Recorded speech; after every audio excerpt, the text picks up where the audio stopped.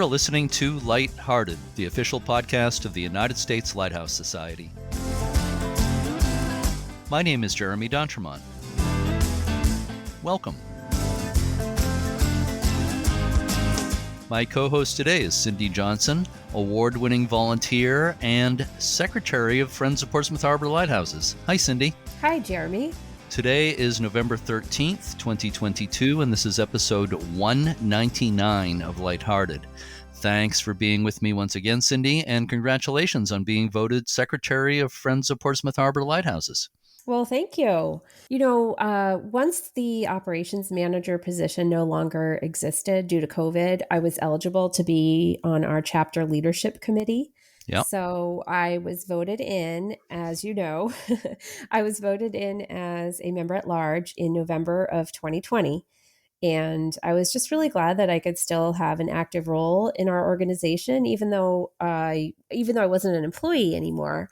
I was still able to have a role. So when I found out recently that the secretary position was open, I went for it. Yeah, well, it's a dirty job, but somebody's going to do it. I'm happy to do it.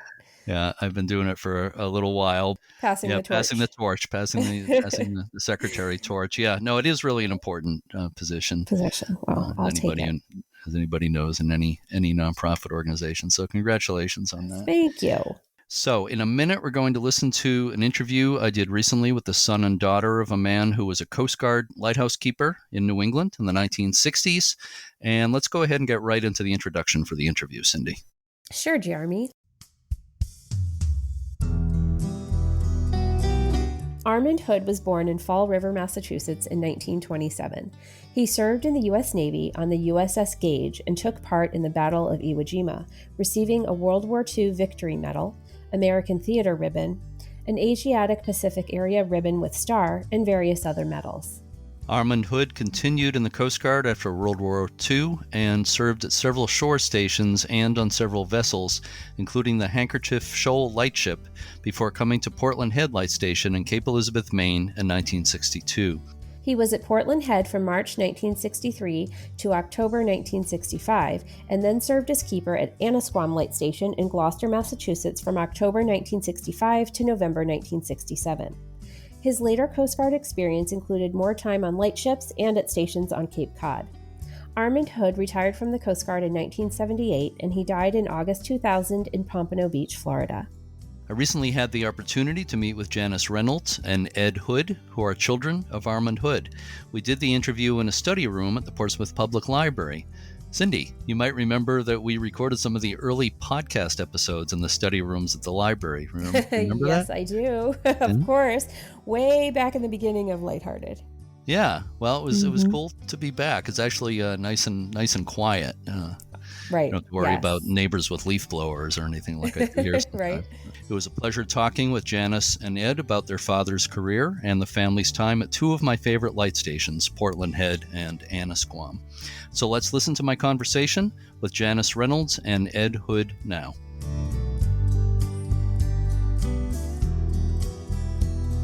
I am joined today by Janice Reynolds and Ed Houde, who are the children of a man who was a Coast Guard lighthouse keeper, Armand Houde. And we're going to talk about about his career a bit and about your childhood at lighthouses and so forth. And I appreciate you so much being with me today. Thank you, Janice and Ed. Thank you for having us here, Jeremy. Thank you. Before we get into your experiences, why don't we talk a little bit about your father's career?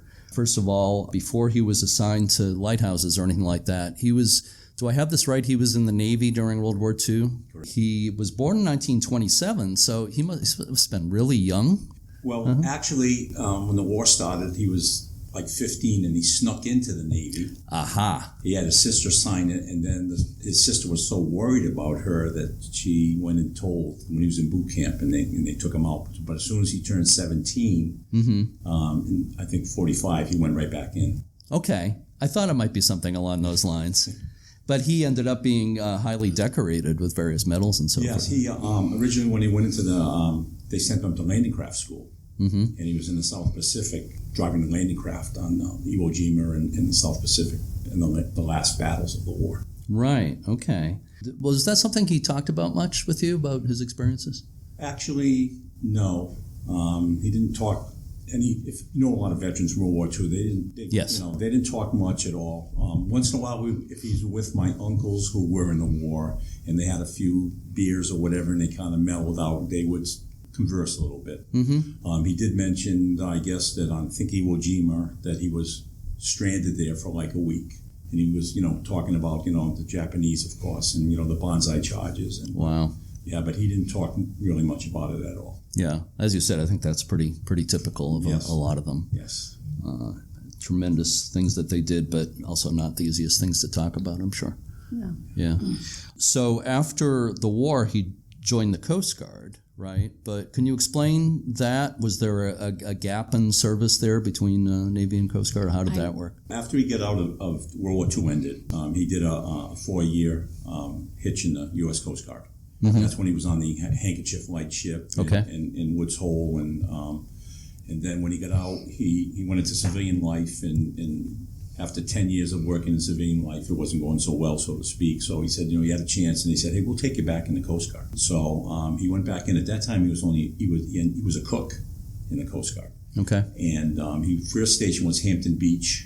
In 1959, he went to Hampton Beach Lifeboat Station. New Hampshire. Yeah, New Hampshire. Mm-hmm. And then from there, he went to in New Bedford. They had Coast Guard cutters, the big white ones, and he did a year or so, or 2 years there. Mm-hmm. And then he volunteered. He was on John F. Kennedy's Presidential Security Patrol in Hyannis. Oh, wow. He was like the cook for the Coast Guard people, and then he would go out with them on the boats at escort, John F. Kennedy and his family when they would go out. Yeah. And that's from there is when he became the a relief keeper for Cape Nettic Lighthouse. And then we went right after that, after a couple of months there, that's when he went to Portland Head as the station keeper there. Mm-hmm. Should I go on from that point? No, that's okay. We'll get back to that. We'll pick it up there shortly. But I want to back up a little bit first before we go up to that point. But during his first stint in the Coast Guard, you mentioned he was for a while on the Handkerchief Shoal Lightship off Cape Cod. Yes. And he much later in his career, he ended up back on lightships for a period. Yes. Right?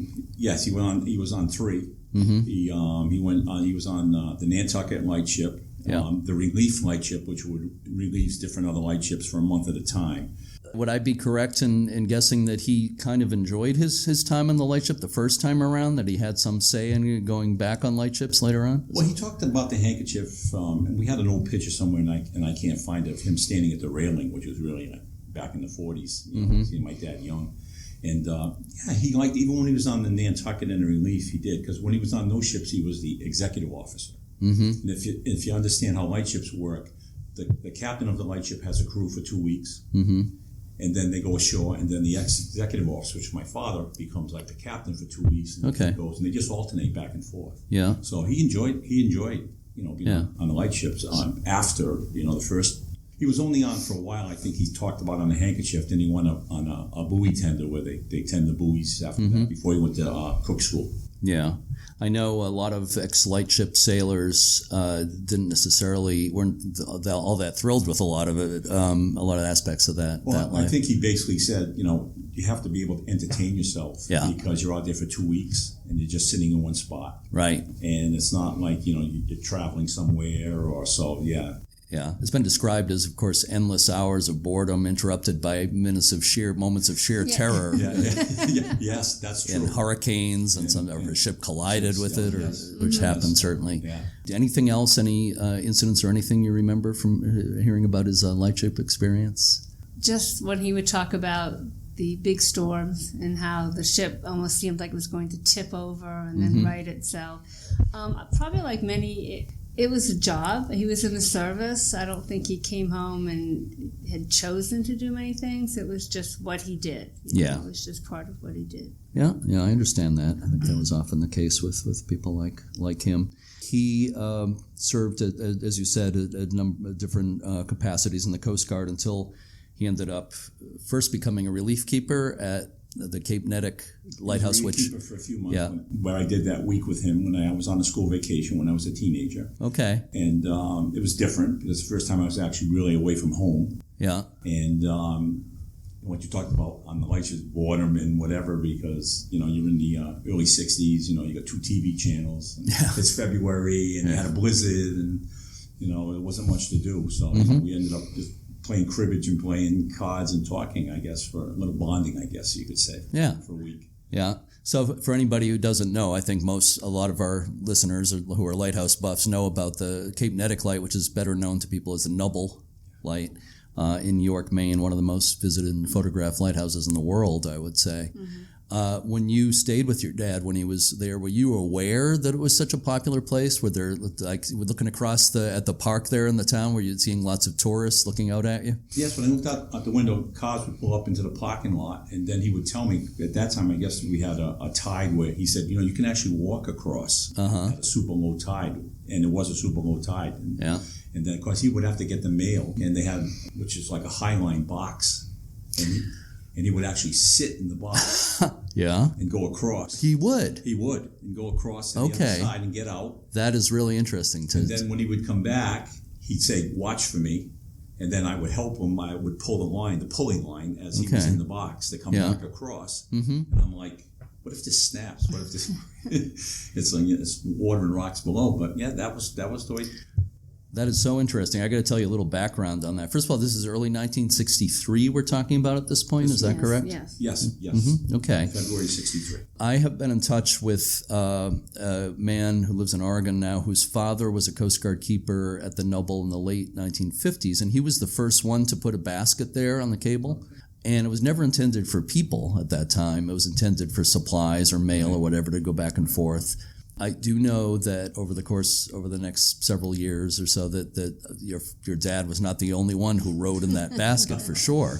There was famously a child of a keeper in 1967, the Winchesters. Ricky Winchester was in the 2nd grade, and they were sending him to school in the basket, and a picture was taken that made the front page of the Boston Globe and other papers.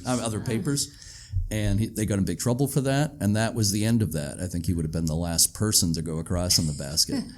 But I'm really interested to hear that your dad actually did it. Well, like he said, they had a boat they could go across. Yeah. With, and by the time you took the boat out of the boathouse, by the time he said, I'm just getting in the basket and going across. Yeah. Oh, that's great. There's still a basket there, but it's quite small. I don't think anybody could fit in it, even if you wanted to.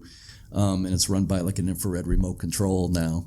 And a friend of mine is the caretaker there, Matt Rosenberg. He loves that gadget. So there is still a form of a basket there. So anything else about the Nubble that comes to mind when you remember that? Well, just was different because I had never been on anything where something in the middle of the night, and they had, a bell. It was their fog signal. And then I didn't realize it that first time at 2 o'clock in the morning when this thing starts bonging and waking me up. So moving along, he then was assigned to Portland Head Light. He was a keeper at Nubble and Portland Head, which I think, and I've been wrong before, but according to what I've seen in the lighthouse world, I think those are the 2 most visited lighthouses in the world, not just in Maine or in New England or in this country, but I think in the entire world. I mean, Portland Head with well over 1 million visitors a year, Nubble with probably 500,000 around there, at least to the park, looking across the water at the lighthouse. There's a couple hundred feet of water in there, as you mentioned. But so that's interesting that he had a fairly short career as a lighthouse keeper, but he was at 2 of the most popular lighthouses in the world. So when the 2 of you moved to Portland Head with your dad, how many children were in the family at that time? There were 3 at the time. Okay. So Eddie was 13, almost 13. I was almost 7, and then there was a little baby. Months old. And who's the baby? His Armand Jr. Actually. Oh, okay. So Armand Jr. actually came later. Usually that would be the first one, but well, actually, Armand Jr. was named Armand Jr. because of the Cuban Missile Crisis. My dad didn't think he was going to get back home. Oh, wow. And so asked my mother to name the baby after him. Oh, wow. That's interesting. That's how things were at those times. Yeah, those were tense times. Very tense times. Yeah, I remember them well. I was like in 1st or 2nd grade around that time. Okay, so what were your impressions of Portland Head Light when you first moved in there? It was a duplex keeper's house, right? Yes. It was another family. I can't even remember the family there at the time that we moved in, But, we grew up in Fall River, Massachusetts, and third floor tenement, and here we are in this beautiful space with a lot of snow. I remember the snow. I remember the cliffs. My mother didn't go out, I think, for 2 or 3 days. She was afraid to go out. I don't know. She let us out, but she was afraid to go out. It was just the tower, the light driving in that night, just seeing that big light. I think with my mother being brought up in the city all her life, and then going to that, it's culture shock. It's awesome. It's awesome. I mean, when the waves and the visibility, and and just in the cliffs and the rocks, and so she was a little afraid at first. Yeah, I could see it could be kind of overwhelming if you're not used to anything like that. Yeah. It's a pretty spectacular place. It is, and for me as a kid, as a military kid, I was just glad to be with my dad. I didn't have to say goodbye to my dad as he went off to the stations every week. He was there, and that was probably the best thing that I remember going there.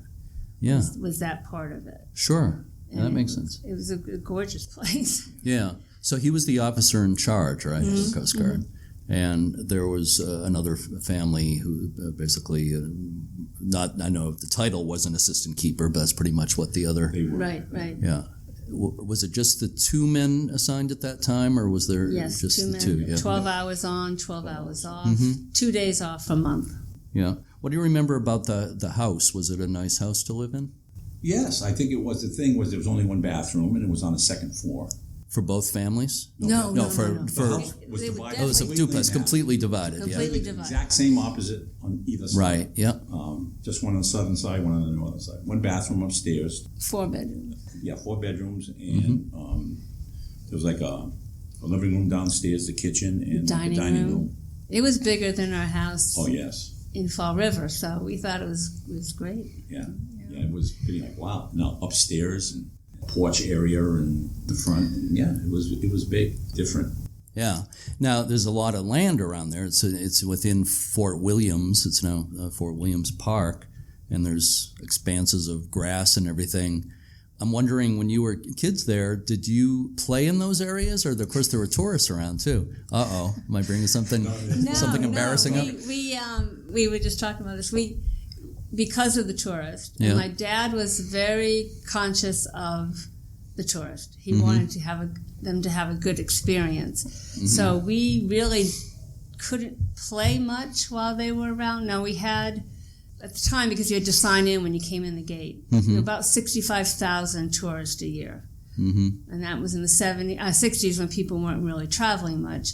But Eddie and I, the whole Fort Williams was our own little playground. They had closed the fort right before that. The last couple of families moved away a couple of months after that. So we just roamed the fort. We just did. That was our playground. Well, we wanted to. Yeah. Wow. Must be nice. I always feel really lucky when I visit there and there's not that many people around, because I've been there when it was like elbow to elbow people, especially in the fall when a lot of the cruise ships come into Portland and they bus people from the cruise ships to Portland Headlight. I've been there when there are at least 15 bus loads of people there. Yeah. So it gets incredibly crowded. When we were there, on a weekend in the summertime, you might get 1 bus come in a day. At one time we had 5. That was a big deal for us. Yeah. But the fort would close at 4. But Dad in the summertime thought, no, that's not really good for the tourists. So he had it stayed open till 8. We weren't excited about that because that meant we couldn't hang out and play in the yard for a while.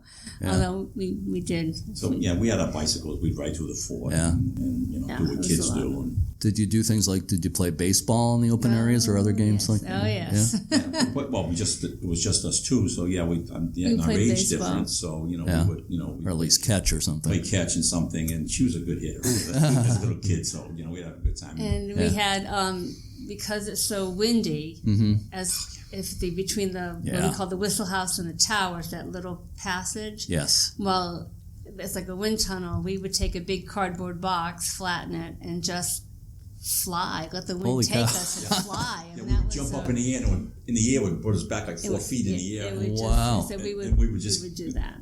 Yeah, sounds like fun. A lot. It was a lot. And then there was a hill. We used to call it Dead Man's Hill because we thought it was like tremendously big off one of the bunkers there. And Yeah. of course, we go back now with first time we went with our kids and stuff, and they go, "Where's Dead Man's Hill?" We show them the hill, and they go, "That's Dead Man's Hill." It's only like 15 feet. Yeah.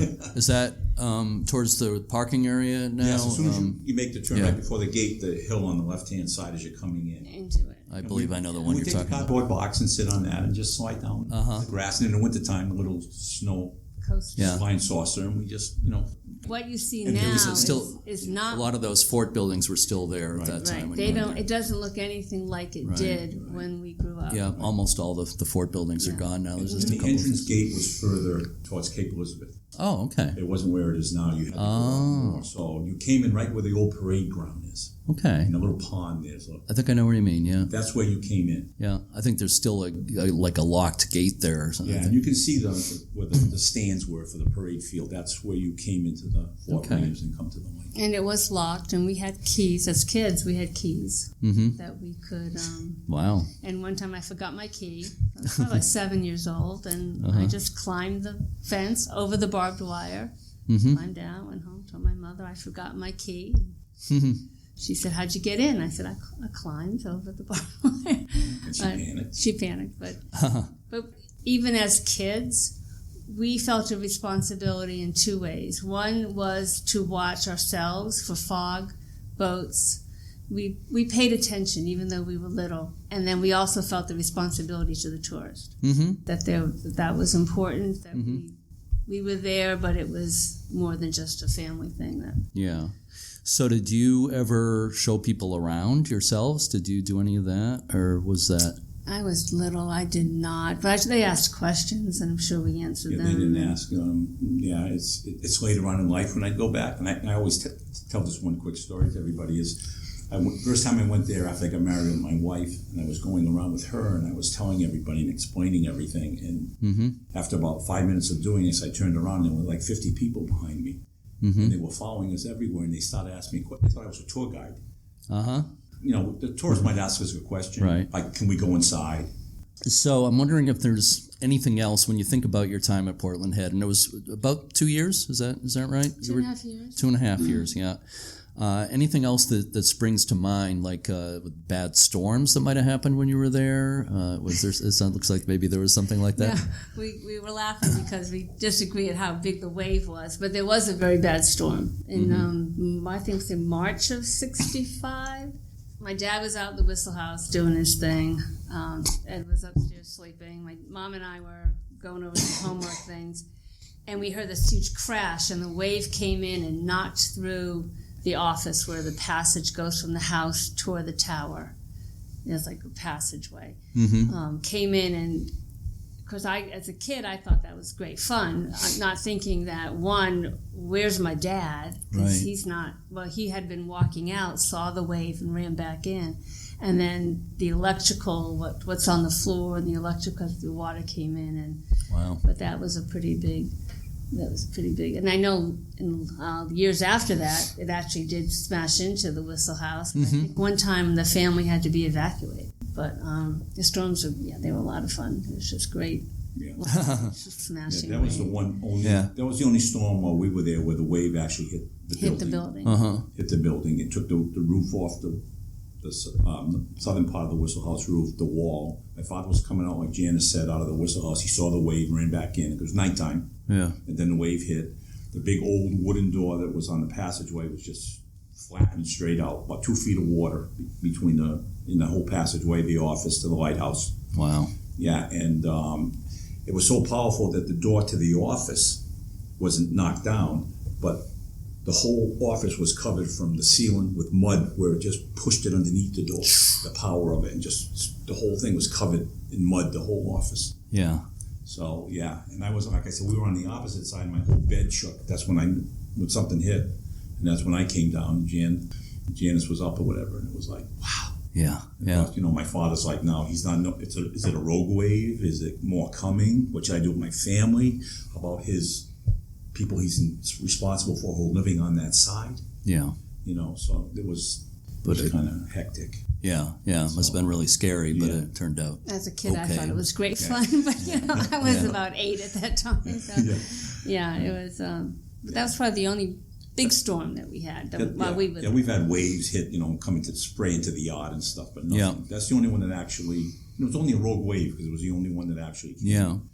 Well, I don't know if you know, historically, supposedly there was a wave. I'm not sure, I can't remember exactly when it was, but I know it was during the period the Strout family was there for a very long time. The father and son were there for almost 60 years between the two of them, like 1870s to late 1920s.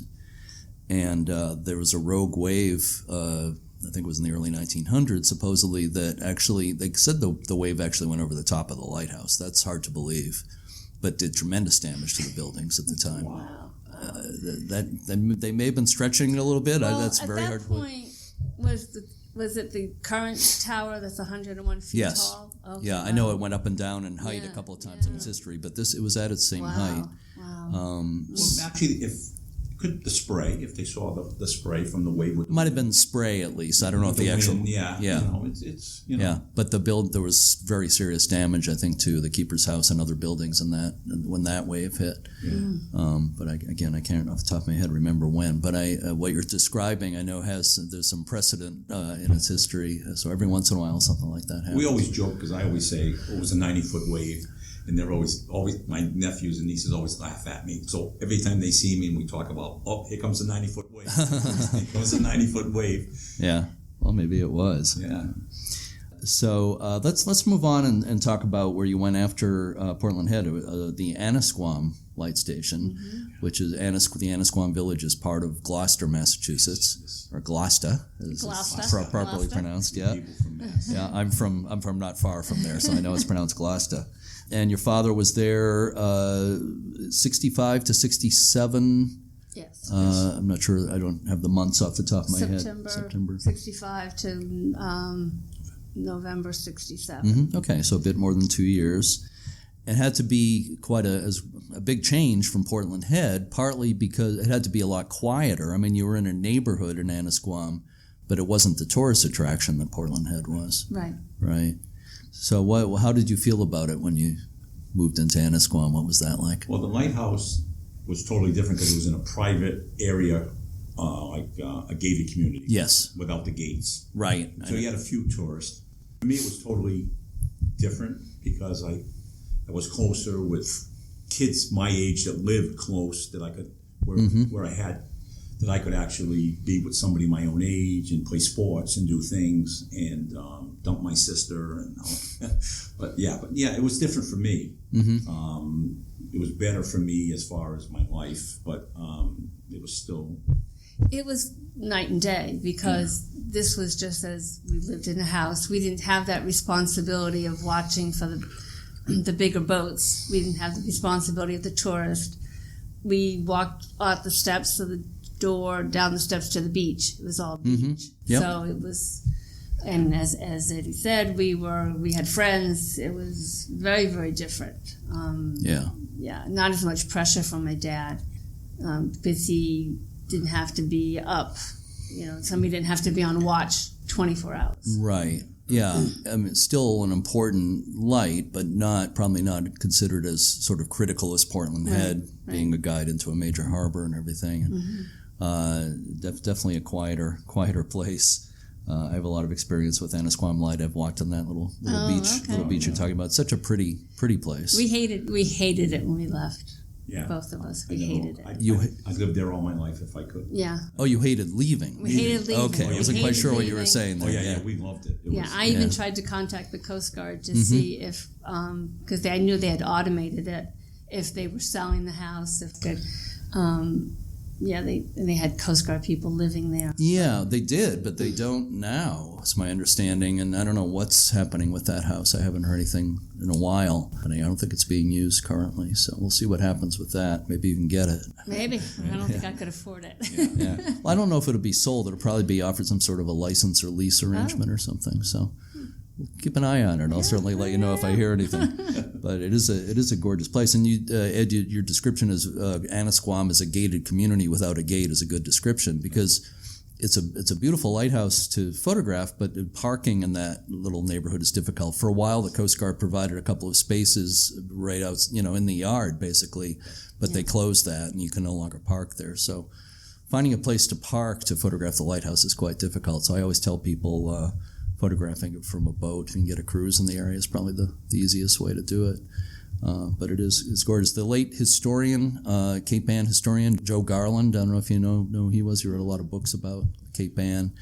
But he called it in one of his books a candle in the wind, which I thought was a good description. Pretty little candle in the wind. Very, very, very different. It was it was a beautiful place. But it was really nice. And you didn't have to worry because it was sheltered. If you had a storm, you never had like waves and you had to worry about that. And nobody had to be up 24 hours a day. My father could work a regular day if he wanted to and sleep normal hours at night rather than 12 and 12 alternating around. Right. So it took a lot of stress off of him. And we could play baseball in the yard anytime we wanted to. My father was a perfectionist as far as everything. So when he was at Portland Head, he wanted it to be immaculate. So he worked so hard painting. He never told the story about painting the tower when you want to get to that. Yeah, he did. Well, I'd love to hear that. Yeah, he did paint the tower. Tell me about that. So in Portland Head, what they did is they were going to hire a private contractor to paint the tower. Of course, my father, being the perfectionist, and it's his station, I'll do it. Yep. They hooked up a basket where you could actually stand 1 or 2 people in it. Right. And they hooked it up around the top of the light. And what they did is the other person stationed there, and sometimes I would help out, he would just paint, and they would lower it down 4 or 5 feet, and he would paint, and it would all the way down to the bottom, and swing it over another 5 or 6 feet, and pull it back up, and then go down, and to swing it over and go down, and just paint the whole lighthouse all the way down. So people at the top, holding the ropes, and the people at the bottom. Yeah. And I do remember my mother not going outside for 2 weeks. She was worried that it was very going to snap or whatever, because it was an open cage. Yeah. It was just a platform, really. Yeah. And he with a paintbrush. Yeah. Are there any pictures of that? No, Oh, we that's too bad. don't. No, I don't. But I don't think we do. I know even as a teenager, I was like at the top sometimes holding and helping the other person when he was, when we had to pull it back up with no one in it, I would just help pull it back up. Yeah. But, it was all secured when he was coming down. But that's when my mother would worry, is when they would have to loosen it up while he was in it to lower it down. Because my father, he was not going to put the other person in the basket. Yeah. Yes. It was going to be him. Okay. Because if something happened, it was going to be him. He would Yeah. not endanger any of his men. Okay. Yeah. It was not going to happen. Even when he was stationed on Coast Guard stations on the Cape, and I remember there was a hurricane coming, and it's when they used to have to strap themselves into the boats, go out, take them out, and strap themselves in so the boats wouldn't get smashed. He was going to be the one to do it. Yeah. Fortunately, the storm didn't come, but he said, I'm not going to do that. So, Yeah. And speaking of painting at these places, did you guys get to do any of that stuff, or was that not I was the allowed? ladder holder. Okay, yeah. I was when I would come home sometimes from school in the nice weather, and of course the other coastie who was stationed there is sleeping. So whatever. So my father would be 30, 40-foot ladder trying to do, say, a second floor painting on the house, and I'm glad you're home. And I got to go up, and I would hold the ladder. And sometimes 3-4 hours or whatever it was, and that's just. Like I said, sometimes I felt like I was in the Coast Guard from the age of 13 on.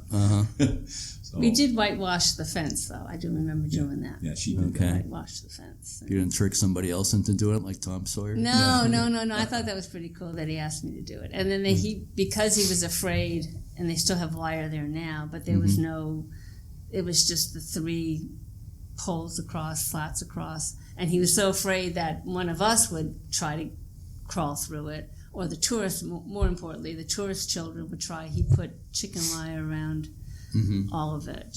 And then I noticed today that it's still like that. Yeah. And it was, and he was addressed for that when he put the chicken wire, because the Coast Guard said this is like an historical, you should have asked permission, or you should have this before you put the chicken wire there. And I'll give my father credit for being just, more man on the totem pole. He said, so what are you going to do when you get the call that a tourist 3-year-old went through the fence and fell off the cliff? And okay. Yeah. And they just backed down and said, they understood the reason why he did it. Yeah. So they said, next time just ask us. Yeah. So, but it's Yeah. safety. Yeah, oh yeah. there's a lot of fencing there now, but there is an area where people can walk through a gate and go out on the rocks, which was just created a couple of years ago, which kind of surprised me. I don't know if you're aware of that. Is that on the Fort Williams side? No, it's near the lighthouse. It's as you're facing the lighthouse off to the right, and people can go pretty far out on the rocks there. It's probably right after, I think it's after the whistle, the old paint locker. That's that first building when you go into the driveway on the right hand. Yeah, it's well past that. But that used to be the paint locker, so I think it's... Oh, so you can do that. Yeah. Yeah. We used to play by the cliffs. There were when you went out to the fort. There was the parking lot had no fence. You could just drive right off the cliff. It is very different times. Yeah. Were there any accidents there by anybody getting in trouble when you were there? No, but we were there. Yeah, or a boat, anything with boats, anything like that. There, or at either place. Usually, what happened with the boats is if they would break down, if they contacted my father would just call Base South Portland or Coast Guard Base Gloucester. Yep. And they would send a boat out to tow it. Or a lot of times, as you know, being down there's a lot of other lobster boats in the area. Oh, yeah. They would just assist each other. Sure. There was nothing that ever happened. There was nothing major. Yeah. Don't remember your father being involved in rescues or anything like that. No, rescues no. there at all. Yeah. As you said, there's so much going on in both of those places. Lots of boat traffic. In Annisquam once, there was a squall that came up, and so there were pleasure boats out there, and they all went over. But we didn't have boats or anything so we had to call Gloucester Station and have them. But I remember people yelling. Nobody died or drowned or anything. They were helping each other. Yeah. But I do remember it was very frustrating. Yeah, it was a small sailboat race. Yes. Okay. And the squall came through, and all the sailboats kind of flipped over. Yeah. But most of the people in it, I think, because they were involved in an organized event, they all had life jackets on. So but my father was worried that somebody was trapped underneath the boat. So right away he made the call. Yeah. And he was actually looking around. What can we do? What can we float? So he was not given a boat at Annisquam. Not at Annisquam. Not even a boat. That's amazing to me. Yeah. Yeah, no boat. Yeah. I mean, obviously it's easy to access by land, by car. Yeah. But still, it seems like there should have been a boat there. Happened, there was no small boat or anything. Yeah. Wow. Interesting. So let me ask you about something that's a little bit off the track here, but it's something that came up when we were talking before we started the interview here. The Flying Santa. The flying for regular listeners to the podcast may have heard I've done 3 or 4 shows relating to the Flying Santa before. Flying Santa is a tradition that started in 1929 in Maine. Bill Winkepaw, pilot, started it. He would fly over the lighthouses in a seaplane and drop presents for lighthouse keepers and their families to show appreciation for what they were doing and to help them have a nice Christmas. Edward Rowe Snow, very popular maritime historian, picked it up in the 30s. The two of them kind of did it together for a while, but Edward Rowe Snow was involved from the mid-1930s and right up until like 1980, shortly before he passed away. So you apparently had some exposure to the Flying Santa, and that would have been Edward Rowe Snow. We did. Was it at both of the lighthouses, or where did that happen? The second lighthouse at Annisquam, I don't think it was at Christmas, but I remember him being there, showing up at the light. He might have brought stuff, because I remember him sitting outside with my father on the rocks at Annisquam and just having a chat. Okay. And I remember, I knew who he was because of Maine. Because you want to tell Shane? Well, I do, and it's a little fuzzy. I do have some books that he autographed. I remember him bringing candy. I don't think he dropped anything, though. I think he drove. The first time he dropped. The first year that's we what were there, fuzzy. he dropped. Oh, okay. That's what. But we didn't even know what the Flying Santa Claus was. So all of a sudden, this stuff is landing like somebody's at bombing the lighthouse, and it's like, we're being bombed here. And it was, come find out, it was Edward Rowe, a great guy, terrific man. And so then the next year, I guess weather-wise, he couldn't, so he came. He came by land and brought everything by land. Yeah. He stayed for a bit and talked. And talked for a while. And, I think he ate a dinner with us, too. I think he had a meal or something, I think, with us. We had lunch or something. Was his wife with him, do you remember? I don't think so. No, he was alone. I don't think he had any woman with No, him. there wasn't anybody. I don't think so. But he stayed, and he was wonderful, and autographed books, and he brought books. I used to wait every year for his books. Yeah, so I have like 2 or 3 books at home. Yeah. Some of them autographed. I've read them all. They're like, I love them. And so that's our experiences with the Flying Santa. Yeah, we just thought that was very cool. Yeah, it was. He made a lot of people's lives more fun at a lot of those places. Mm-hmm. Well, we didn't have it so badly because we were attached to land. But if you were out, you weren't as isolated as some of them. Off the island stations, rocks and small islands and so forth. But still, it must have made it fun. Yeah, it was fun. Absolutely. It was fun. Yeah. Before we move on, and just anything else that we haven't touched on, really related to either of the light stations, Portland Head or Annisquam, that I don't want you to miss telling if there's a story where we haven't told yet. I think about Portland Head is me getting to the age after being there like a year or 2 years. My father, even though he told me, he said, I depend on you too. If I'm busy and the fog comes in, go stop the foghorn. Okay. Go do. And I remember one time he was working on the north side, and the fog came in right up to the Annisquam Light painting there of the rocks. Mm-hmm. So I put the foghorn on, and he comes running around the corner. And he goes, "Where did you put the fog?" And in this piece of fog, and he goes, "Wow, I never would have known." Yeah. So it's like, wow, thank you for helping out there. And that's the kind of thing you kind of like, get involved at being almost like part of the station. Mm-hmm. And the other one story that we never told is what people don't realize sometimes is stress. The foghorn blew 4 seconds every 20. And there was 16 seconds where it didn't blow. But there was in the electronics, there was a little wheel that had a little cutout that was 4 seconds. And it would turn for 16, and then it would fall in that groove for 4 and then come out. Mm-hmm. And the horn would blow. Well, it broke one day. Mm-hmm. And they said, well, we can't get a part for hours and hours and hours. And he stood out there with a stopwatch with the cord to the foghorn. And every 16 seconds, he'd pull it for 4, and he would let it go. He did that for hours. And inside that whistle house, it gets to be like 130 degrees.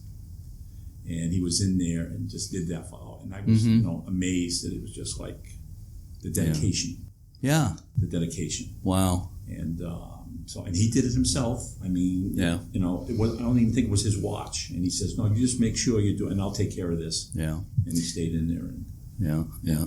Well, there's a great tradition of that. There are a number of cases I've read about where, going back to fog bells in a lot of cases, where the machinery malfunctioned and the keepers would use a hammer and hit the bell every so many seconds. Yeah. But it's amazing. And he did that for hours in the fog, peaceful fog. He just stayed there till the park came in. Yeah. And it's like, wow. Yeah. And it was a long time. I think it was 8 or 9 hours. Wow. And I think that feeling of responsibility was permeated through all of us. Mm-hmm. We just knew that was how important that was. Yeah. You had a good feeling about why you were there. Why we were there. Yeah. They also filmed a Route 66 TV show in the area back in the day, so that was kind of the exciting thing. Yeah. The little, they used to say, have signs there would say contaminated beach. Mm-hmm. Right before you come up that big hill. As you come in now, you'll see the beach there's picnic tables there, I think, and that was where they filmed it. Huh. And for the first time, because we never saw anything like that with Hollywood and cameras and watching how long it took, that would take, you're watching on TV and, then you watch how long it takes to do one little part of it, an hour or 2 for one line. Right. And so that was like, wow, that was different. And a beer commercial in Annisquam. Yeah. They did a beer commercial in the yard, which, What kind of beer do you remember? Falstaff beer. Wow. I wanted my father to be in the commercial. Mm-hmm. And to be the representative, but Coast Guard regulations. Mm-hmm. So he couldn't. That's too bad. Yeah, that would have been. Yeah. But that was the fun stuff. Yeah. But it was a totally different situation in both lighthouses. Yeah, I can laid back more at Annisquam. Yeah. Like a normal life for the keeper. You work 8 hours a day, and then you can, you take Sundays off. Mm-hmm. Not by Portland Head 24/7. Yeah. It's going. Yeah, and, I can understand. I know, knowing those two places, I know what you're talking about. Yeah, it's very different. Absolutely. Yeah. But they're both special places in their own way. Yes, absolutely. Yeah. So, as we said earlier, your father, after this lighthouse experience, served on a couple more lightships as the executive officer, as you were saying. Yes, he was on I know he was on the relief because when I did a hitch in the Coast Guard myself. Mm-hmm. So when I was in boot camp in Cape May, New Jersey, all of a sudden I wanted to get the meal, and he's standing there. His relief lightship relieved the lightship that was down that area, and they were done. And they said, we're going to go overnight into Cape May. Mm-hmm. And he pulled into Cape May, and there he was. You didn't know this was going to happen? No. And so he came in, so he was on a relief then. So that I know in the late 60s he was on the relief lightship. Mm-hmm. And then... he was stationed in Chatham at the Coast Guard station, at the Race Point. He was a recruiter. That's right, recruiter, maybe late 60s, early 70s. Yeah. No, the Vietnam War was still going on. Yeah. He was a recruiter but when you're in the Coast Guard, every 2 years you're doing something different. Right. 2 or 3 years. He served on a couple of the big white ships in New Bedford in the early 60s before he went Coast Guard cutters. Coast Guard cutters there. And, the lightships, his final station was Race Point, Provincetown. He was the officer in charge of the lifeboat station there. Yeah. That was his last one. Yeah. Before he retired in 78. So did you live in those communities on Cape Cod? No, we only lived with him at the lighthouse. Okay. That, he was... Yeah, the other stations were small lifeboat stations with crews of 9 to 10 Coast Guard. I thought maybe you lived nearby, but you lived in, were you living in New Bedford at that time? So. Yeah. Right. Well, and fortunately, he was always in New England. Yeah. But close enough. Yeah. Yeah. But he would just be gone maybe 3 weeks at a time, come in, or... Except when he was recruiting. Yeah, it seems like some coasties go all over the his rank, country. a boatswain mate, is pretty popular everywhere. Yeah. And the first Coast Guard district was the biggest, when nobody wanted to come. Yeah. So somebody wanted to stay, in that rank, it was pretty easy to kind of stay wherever you wanted to stay. Yeah. So let's see, he retired in 78. Yes. Is that right? Yeah. And I know your father passed away in 2000, year 2000. Yeah. August of 2000. Yeah. Anything you'd like to add about it? What about his retirement years? So he had a pretty good retirement there. Well, he was forced to retire. He was forced for medical reasons. He had heart issues. So it took him a long time because he go kind of guy. Right. Yeah. He wasn't old in 78. He would have been only 50 or so. Yes. Yeah. Yes. So he was not old, and it took him a while. He went back to college. He had a 7th grade education. He got his GED in the service, and so after retiring, he went, got a degree from a community college, and then a bachelor's degree from university, and which was interesting to watch him and my mother with her 9th grade education. Working on that. So he did that for a while. I worked at the post office for a while. And then my mother. Well, my mother passed away. I passed away. He just after about a year. He just said, "I'm going to Florida." Just couldn't really, handle being without her. So he sold me the house, my wife and I and the kids, and he just said, "I'm gone," and he went to Florida. Where in Florida? Pompano Beach. Okay. Yeah, but he worked at the post office, which he did because he was behind a desk, and he was an extrovert. He loved talking to people, like the lighthouse and stuff. So at the post office, people come up, and he loved doing that stuff. Even when he went down into a mobile home park down in Florida, he was like the handyman, and they all loved him. Because and he would tell about his lighthouse time? He would tell stories when they asked. It's just, Yeah. He was just a different character. Yeah. So I was just going to say, it sounds like he was proud of the work he did in the Coast Guard, and including the lighthouse. Oh, absolutely. We kind of come from a Coast Guard family. His brother was retired Coast Guard. He had 2 nephews, Blanchetts and nephews, right? I think, or whatever. Yeah. Cousins, whatever. So they were Coast Guard. I was Coast Guard. My brother, Armand Jr. was Coast Guard. I had an uncle who was Coast Guard. His brother was a warrant officer, retired Coast Guard. So when you get together, that's when I found out I really got into a lot more conversations with my father. Even after I got out of the Coast Guard, because you could talk Coast Guard. Yeah. And so it was, that's when we really would just sit down and you'd visit and we just sit on the porch and start talking about stuff, and we just go on for hours. And then you could talk about the lighthouse and stuff, and my experiences and his experiences. And yeah. So, but it's about the same language.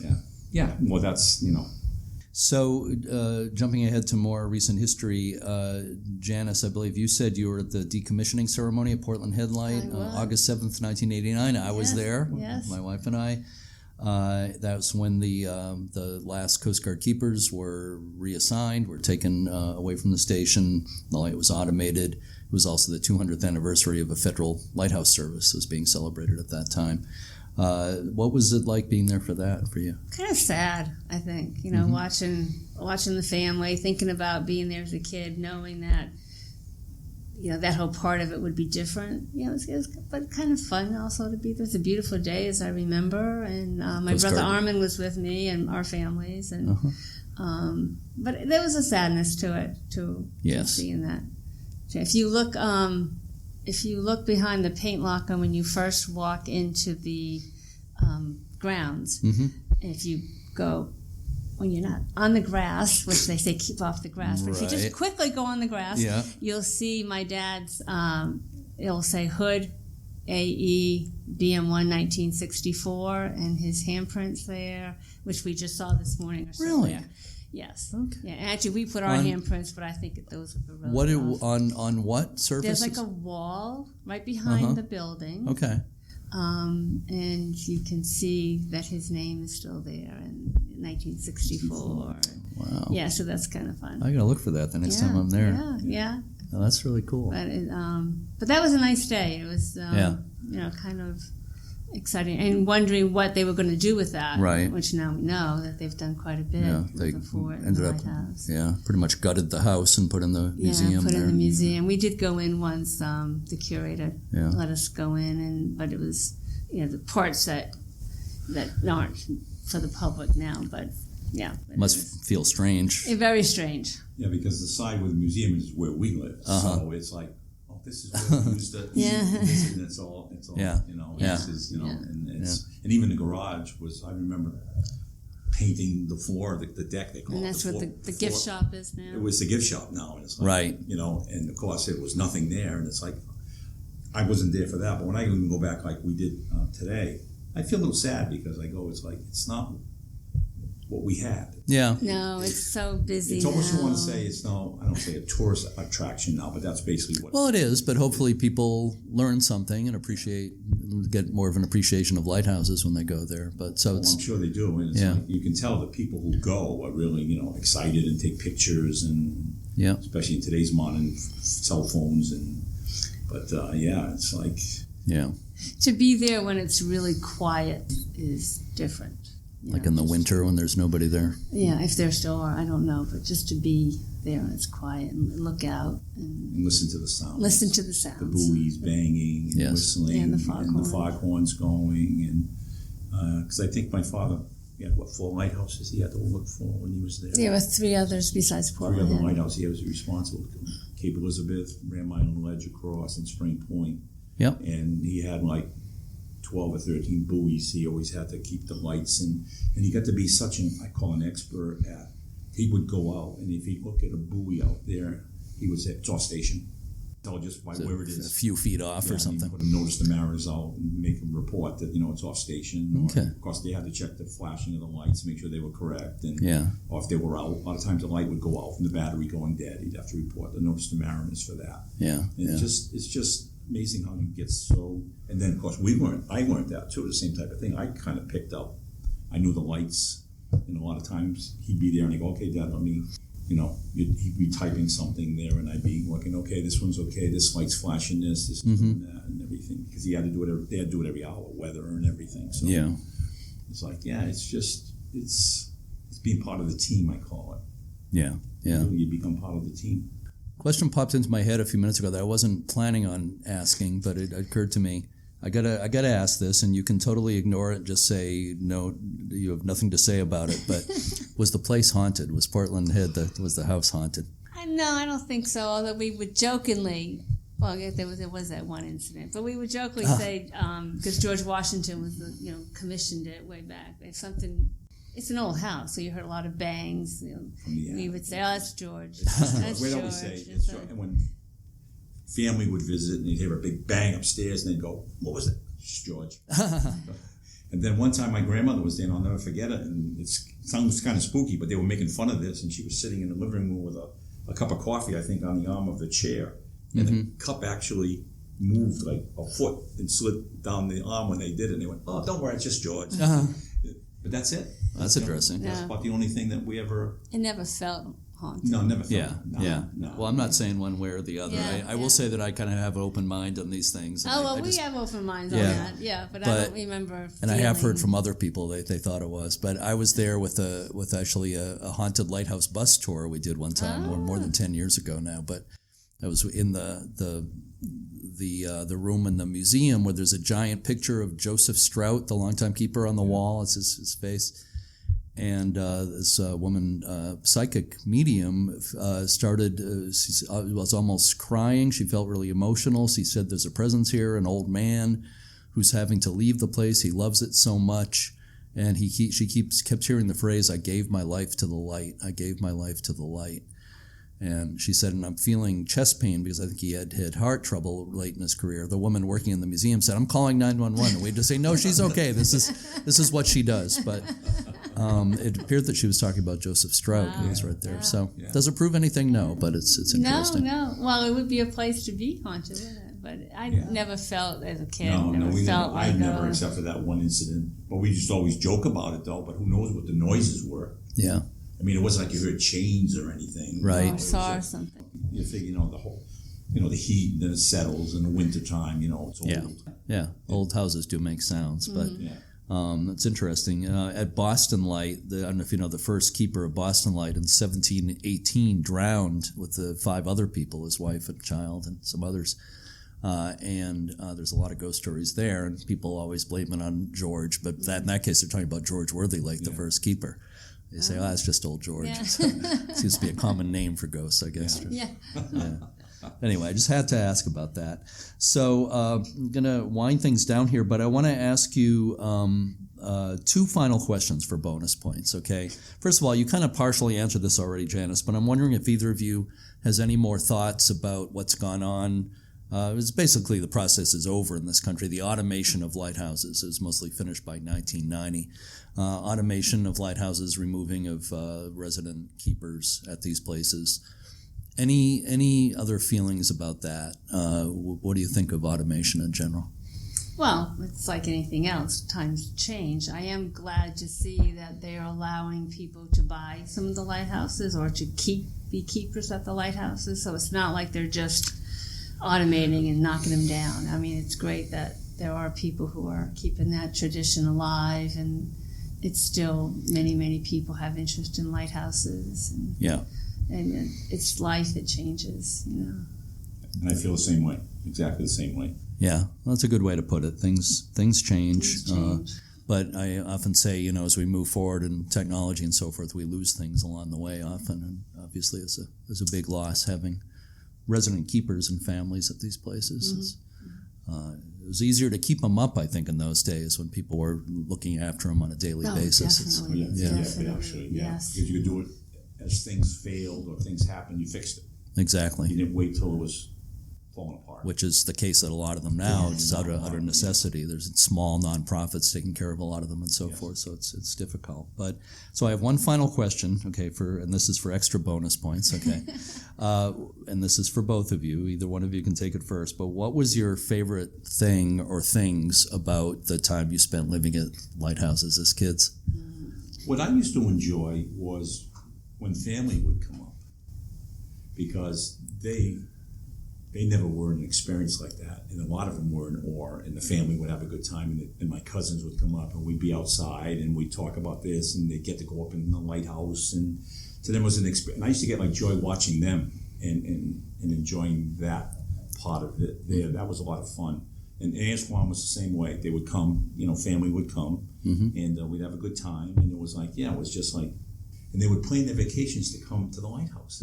So you'd say, wow. And it wasn't to see us. it was like a free vacation at a place like that. You know, it's like so yeah. I used to really enjoy that. For me, sunrises. Even when I was a little kid, I would wake up early, go down, watch the sunrise, and there was always somebody up because it was a 24-hour watch, and then maybe sometimes go back to bed. But the sunrises were just gorgeous in Portland. Yeah. Sunset on the Annisquam River, so that. And those were nice, but the sunrises in Portland were incredible. Yeah. I can completely understand that. I concur with everything you say. Not that I've experienced them in the same way as you, but they're incredible places, and you probably consider yourselves lucky to have those experiences. Yes, I mean it's almost hard to believe sometimes, you know, when we see, because you see Portland headlight everywhere. Yeah, it's one of the lighthouses that's used as lighthouses, and so when I think about it, like, wow, I lived there. And it took me until I was 60 years old to realize when I went on vacation and then people would say, we're going to be at the beach, we'll be at the water. And I was like, okay. And it took me a while to realize when I saw a picture of Portland headlight and I thought, well, of course, because we were on the water. And so everything else is okay. Yeah. And I think part of that too is like we're talking about things being modern now. A lot of people won't get to experience this anymore. The kids won't get to experience this because it's all automated, and it's like a lost tradition. Yes. That's gone, and it's sad. Even the foghorns, I just found out today, are now, some of the foghorns are a whole different. They're mariner activated now. And Mariner does it you almost never hear them anymore. Yeah, so that was kind of like, wow. Because we were at Portland Head for 2 hours, and it's fog. The one never went off. Yeah. I don't know if I should say this, but I know one of their volunteers, I don't know if he's still working in the shop, not the shop, but the museum, at the desk in the museum some of the time, but he had a handheld VHF radio, and says for the tourists he was sometimes activating the horn. Yeah. So it would be going on a sunny day, which is kind of nice for the people to get to experience it, to hear it. I don't know if he's still doing that. Confusing. I hope I'm not getting him in trouble. It's on the podcast, but I'm not getting in trouble. Yeah. But anyway, so things do change, and it's mostly for the good, I hope, but we do lose things along the way. Yeah, sure. we do. Yeah. But Janice Reynolds and Ed Houde, I want to thank you so much. This is a lot of fun. I feel like we could keep talking here, but I should probably wind it down. Maybe we can do it again sometime. It's really a lot of fun talking to you. Thank you so much. Thank you very much for having us. We've enjoyed it. Thank you. Yes, we really did. Thank you.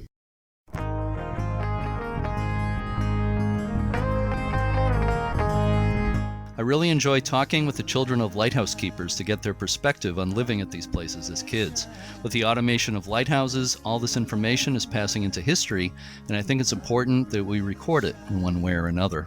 Absolutely. They're the last generation to be able to tell us these stories. That's absolutely right. It's fading into history at this point, so very, very important. Next week, we're going to have a very special episode of Lighthearted, a 200th episode anniversary special. It's been just about 3.5 years since this podcast was launched. Technically, we've done more than 200 episodes with some unnumbered special editions, but next week will officially be episode 200.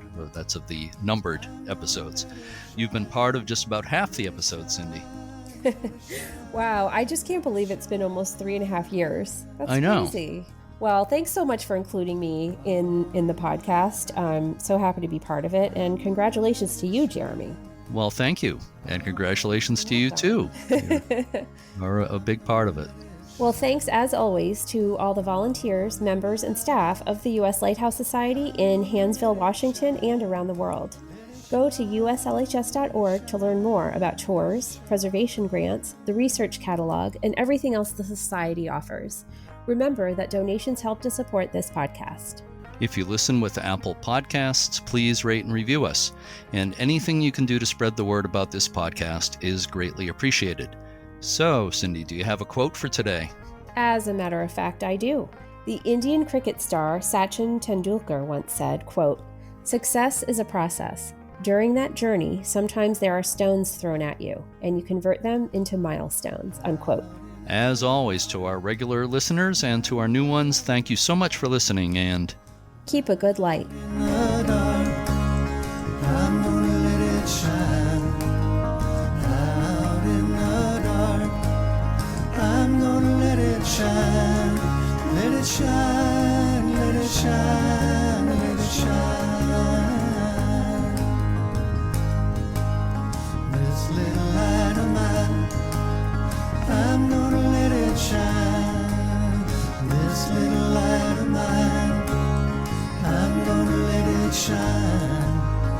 This little light of mine, I'm gonna let it shine, let it shine, let it shine, let it shine.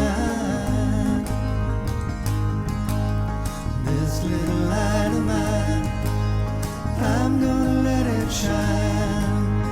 This little light of mine, I'm gonna let it shine. This little light of mine,